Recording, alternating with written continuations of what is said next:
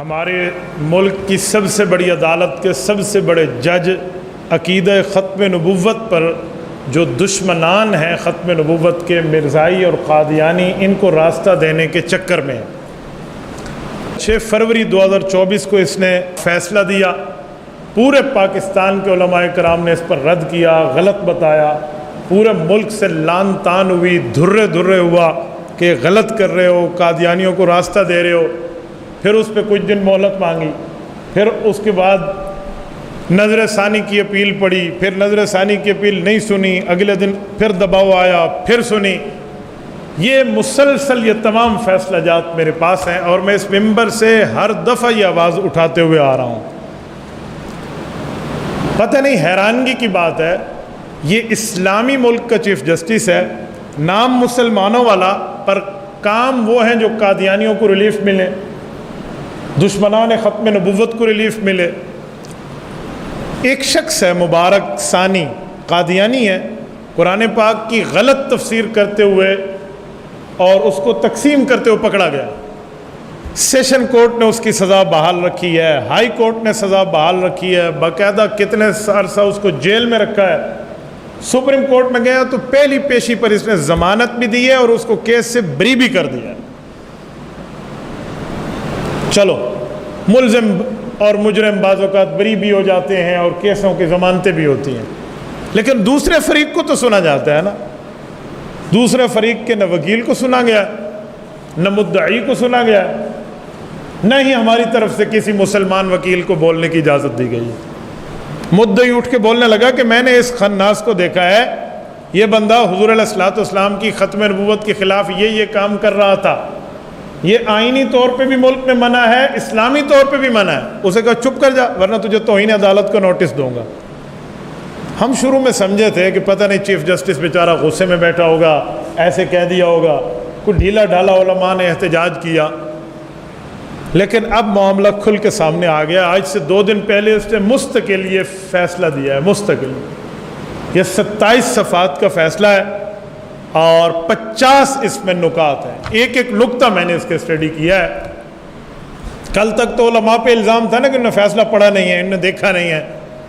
میرا الحمدللہ جمعے کا یہ اجتماع کی گفتگو پوری دنیا میں دیکھی جاتی ہے، تو اس لیے میں اس پر اتھینٹک بات کرنے کے لیے ساتھ لایا ہوں۔ اس کے 8 سے 7 پیراگرافس ہیں جس پر ہم بات کر سکتے ہیں کہ یہ اسلام کے بھی خلاف ہے، شریعت کے بھی خلاف ہے، آئین کے بھی خلاف ہے۔ اب معاملہ یہ ہوا کہ جب چیف جسٹس کو اپنا معاملہ ڈوبتے نظر آیا نا، تو اس نے سوچا کہ مسلمانوں کے کئی فرقے ہیں یا پاکستان میں رہنے والے کئی مذہب ہیں، تو ہر مذہب ہر فرقے کو ایک نوٹس دے دوں، اس کے متعلق وہ اپنی رائے دیں گے اور کیس خراب ہو جائے گا۔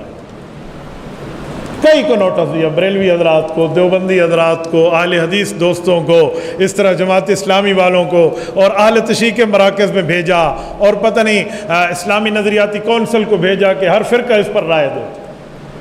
اللہ کا کرم اور رسول اللہ صلی اللہ علیہ وسلم کی رحمت للعالمین کا صدقہ، تمام پاکستان میں بسنے والے مذاہب اور فرقوں نے ایک ہی جواب دیا اور مشترکہ جواب دیا کہ چیف جسٹس صاحب آپ غلط ہیں، ختم نبوت پر آپ نے عقیدے میں اس طرح کر کے قادیانیوں کو چور راستہ دیا ہے۔ چیف جسٹس چاہتا تھا کہ یہ آپس میں لڑ کے نا بریلوی دیوبندی اہل حدیث کے چکر میں پڑھ کے، ہو سکتا ہے میں اتنے رش کے اندر کوئی ٹریفک میں اپنی گاڑی نکال جاؤں، لیکن مسلمان جتنے بھی ہوں نا وہ حضور علیہ السلام کے نام پہ تو ایک ہے نا، تو اس پر تو کوئی دوسری رائے نہیں آئی۔ حتیٰ کہ اہل تشیع نے بھی وہی موقف دیا ہے جو باقیوں نے دیا۔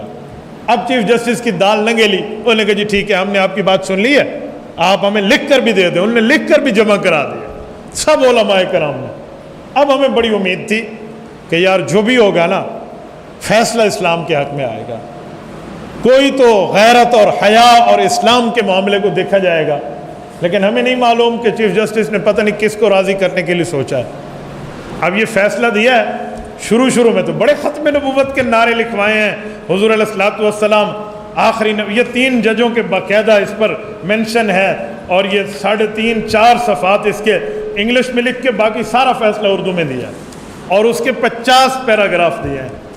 شروع میں لکھا حضور علیہ السلام آخری نبی ہیں، ختم نبوت پر کوئی سودا بازی نہیں ہے، فلاں نہیں ہے، فلاں نہیں۔ یہ جب فیصلے اس نے پڑھنا شروع کیا تو شروع میں کچھ لوگ ہمارے دوست سمجھے کہ یار فیصلہ تو اسلام کے حق میں دے رہا ہے، آئین کی بات کر رہا ہے، ختم نبوت کی بات کر رہا ہے۔ میں نے سب کو کہا کہ یار تھوڑا صبر کریں، ایک دفعہ فل ڈیسیجن آنے دیں، پورا فیصلہ آنے دیں، ایک ایک سطر کو پرکھ کے ہم دیکھیں گے کہ مسئلہ ہے کیا۔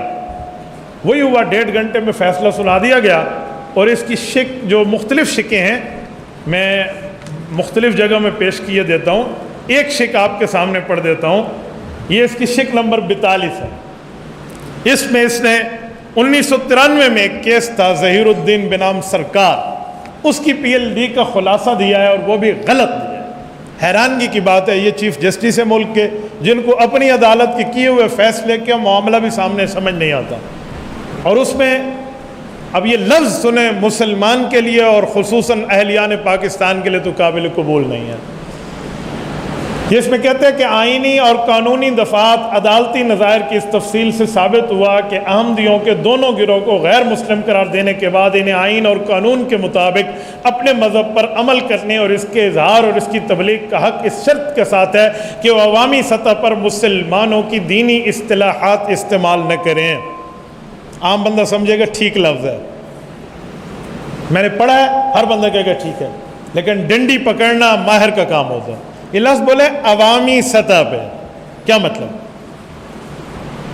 اس کا مطلب ہے بازار میں آ کے وہ حضور کی توہین نہیں کر سکتے، اپنے گھر میں کھلا پروگرام کر کے جتنی توہین کریں جائز ہے۔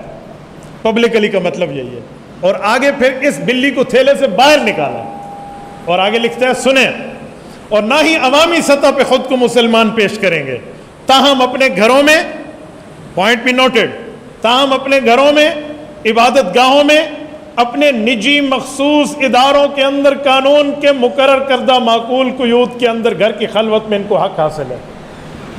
یہ معقول قیود اور گھر کی خلوت بھی بہت بڑی ڈنڈی ہے۔ کون طے کرے گا کہ معقول قیود کسے کہتے ہیں؟ یہ کون طے کرے گا کہ اس جلسے میں ٹھہر کے قادیانی نے توہین کی ہے یا نہیں کی؟ پولیس والے SHO کو پتہ ہوگا یہ توہین کر رہے ہیں یا نہیں؟ اس کے لیے تو ایک منجے ہوئے عالم دین کی ضرورت ہے، آپ ہر جلسے پہ اسے ٹھہراؤ گے۔ یہ معقول قیود کسے کہتے ہیں؟ یہ تو آئین میں کوئی گنجائش نہیں ہے اس کی۔ یہ گھر کی خلوت کے معاملے میں پورے آئین میں لفظ موجود نہیں ہے۔ یہ چیف جسٹس آئین کی تشریح کرنے والا ہے یا آئین ساز ہے؟ یہ آئین بنانے والا ہے یا آئین سنانے والا ہے؟ کوئی عدالت کو آئین بنانے کا حق نہیں ہے، کانسٹیٹیوشنلی رائٹ کرنے کا ان کو حق نہیں ہے، ریڈنگ کا حق ہے، ایکسپلینیشن کا حق ہے۔ آپ آئین کو پڑھ کے سنا سکتے ہیں، یہ تو آپ نے بڑھا دیا اس میں کہ گھر کی خلوت کے اندر بیٹھ کے قادیانی جو جرم کرے۔ اچھا میں حیران ہوں، پہلے اس کو جرم مانا اور اس کے بعد گھر کی 4 دیواری میں اجازت دی ہے۔ میں پوچھ لوں کہ شراب پینا، قتل کرنا، زنا کرنا جرم ہے، آپ گھر کی 4 دیواری میں اجازت دے دیں گے؟ چوری کرنا جرم ہے، معقول قیود کے ساتھ گھر کی خلوت میں اجازت مل جائے گی؟ عجیب معاملہ ہے۔ ایک بندہ کتے کے گوشت کو بکرے کے نام پر باہر تو نہیں بیچ سکتا، ہاں گھر میں بیچ سکتا ہے کہ کتے کا گوشت ہے بکرے کے نام پہ بیچ دو۔ یہ دماغ ہے، اور یہ کھلواڑ رسول اللہ صلی اللہ علیہ وسلم کی ختم نبوت کے ساتھ۔ یہ میں نے ایک شک پڑھی ہے، اس کی 7 شکیں قابل اعتراض ہیں۔ اسی لیے آج پورے پاکستان میں ہر مسجد میں آپ کو ایک آواز نظر آئے گی۔ آج کراچی تک خیبر یہی بات ہے۔ اس پر نہ ہم نے کوئی مسلک کی لڑائی لڑنی ہے، نہ ہم نے کوئی فرقوں اور جماعتوں کی لڑائی لڑنی ہے۔ مسلمانوں وہ وقت آ گیا ہے جیسے 1974 میں جو ذوالفقار علی بھٹو شہید کی اس میں اسمبلی میں فیصلہ طے ہوا تھا اور تمام مسلمان یکجا تھے۔ آج بھی اس طرح مشترکہ آواز اٹھانے کی ضرورت ہے۔ یہ ملک کی سب سے بڑی عدالت کے سب سے بڑے جج یہ جملہ کہیں۔ اچھا گھر میں رسول اللہ کی توہین کی اجازت ہے، کیوں بھی 4 دیواری ہے؟ میں گھر میں بیٹھ کے کتے پر فائز کا نام لکھوں قاضی کا، اور کتے کے گلے میں تیرے جیسی اس میں وہ جو پہنتے ہو آپ باب رحمتے والی چیزیں وہ پہناؤں، اور اس کو ایک ترازو کے سامنے بٹھاؤں اور ایک کرسی پہ اس کتے اور خنزیر کو بٹھاؤں اور کہوں یہ قاضی فائز ہے، یہ چیف جسٹس ہے، یہ کتا نہیں ہے، یہ 4 ٹانگوں والا ہمارا چیف جسٹس ہے، تو آپ تو انہیں عدالت لگائیں گے؟ میں بھی تو 4 دیواری میں بیٹھا ہوں۔ اگر اپنے نام پہ آپ کو توہین عدالت نظر آتی ہے، رسول اللہ کے نام پہ توہین رسالت کیوں نہیں دکھتی؟ آقا نامدار کی توہین رسالت کا معاملہ کیوں نہیں دکھتا؟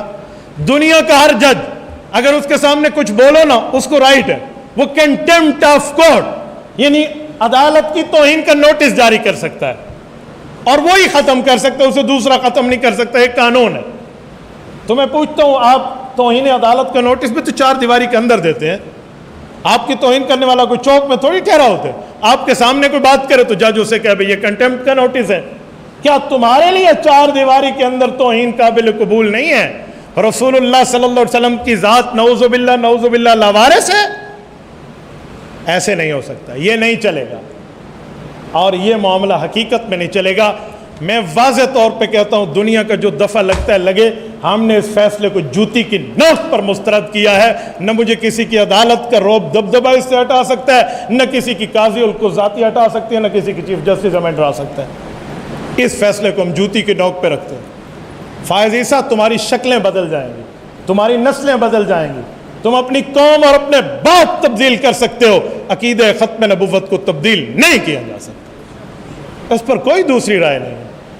آپ ہم سے امید رکھیں بھئی ہم عزت اور احترام سے آپ کا نام لیں, اور آپ نبی پاک صلی اللہ علیہ وسلم کے ختم نبوت کے دشمنوں کو جو مرضی آئے آپ دے دیں, اور اس پر مسلمان ڈرے نہیں چیف جسٹس ہے, اس کے پاس تھوڑا ہے, توہین عدالت دے گا. میں کہتا ہوں وقت ہے کہ اگر پھانسی کے پھندے پہ لٹک کے بھی ان ججوں کے دماغ کو درست کرنا چاہے تو بندہ کر دے. حضور کے کھاتے لگ جائیں گے نا, نبی علیہ الصلوۃ والسلام کے کھاتے لگ جائیں گے تو کیا ہوگا؟